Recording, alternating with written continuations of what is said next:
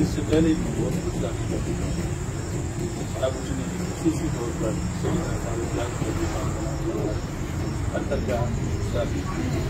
صحیح بات ہے اور حضرت سیدنا عمر رضی اللہ عنہ کے بارے میں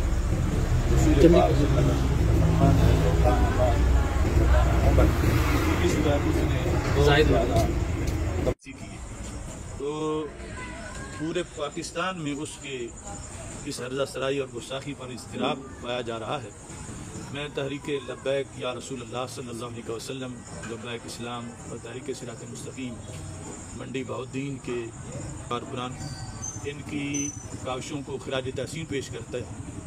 اس وقت میں بھی تھانہ گوجرا میں موجود ہوں اور جو توہین صحابہ کرنے والا جو گستاخ ہے وہ گرفتار ہو چکا ہے اور اندر موجود ہے، کیونکہ جس وقت بھی یہ لوگ گستاخی کے بعد گرفتار ہوتے ہیں تو پھر کئی ہیلے بہانے شروع کر دیتے ہیں۔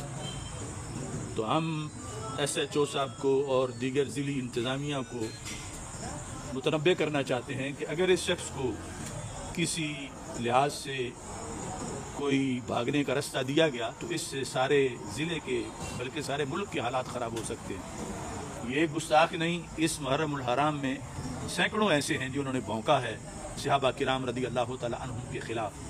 ہمارا یہ مطالبہ ہے کہ وہ خواہ شہنشاہ نقوی ہو، خواہ وہ شبیع الحسن شمسی ہو یا مظفر آباد کا ایک گستاخ ہے، اور یہ ان سب کو جو ہے وہ قرار واقعی سزا دی جائے۔